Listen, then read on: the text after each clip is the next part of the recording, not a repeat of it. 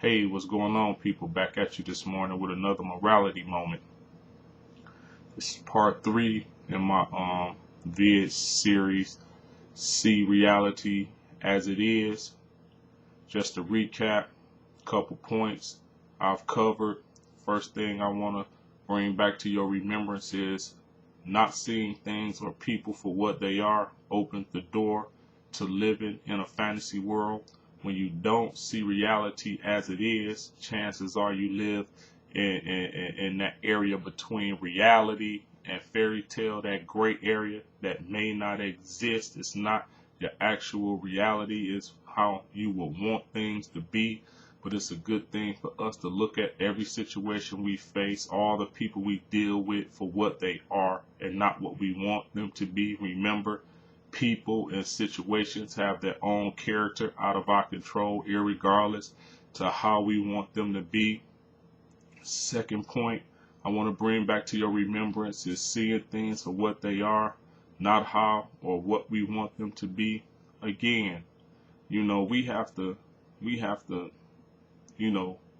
as we say, it is what it is. When people show you who they are, believe them. It's nice to look for the good in everybody and everything, but the reality is, like I said on yesterday, a liar is a liar, a thief is a thief, and a slick is a slick. So when people show their true colors, believe it, and then you have a decision to make. You have to make a judgment call, as I said. You have to decide whether you want to keep dealing with that circumstance, or either you're going to be the agent of change in that situation, or you're going to walk away. So you have a choice. You have to make a judgment call. And remember, I did say, stop telling yourself you can't judge, because in order for you to go through life, you're going to make judgment calls all day, every day. But this morning, my note that I wrote to wrap this up says, when things happen in your life that are out of your hands, seek understanding and meaning. Identify the strengths and the challenges, the mistakes and the lessons. Remain honest in your experiences and observations. When things appear confusing, quiet yourself, look at the facts, and then listen to your heart. So, in other words, you can't control everything. Manage what you can control. And those things that are out of your hand, look at the situation for what it is.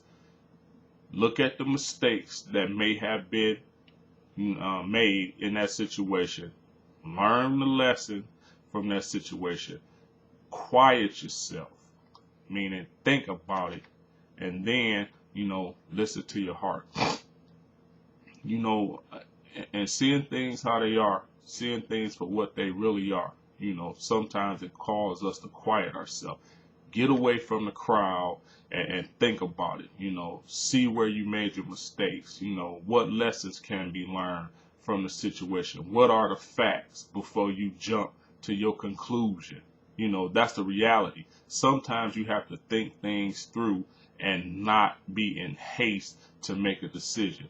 The pastor was preaching a message on last week, or it might have been the week before, and he said a lot of times when we go to God, we go in haste, and what he was saying was we ask him for what we want, but not necessarily what we need. And a lot of times we ask for what we want and not what we need, because we're not clear as to what we need. We know what we want, but what we want, is it what you really need?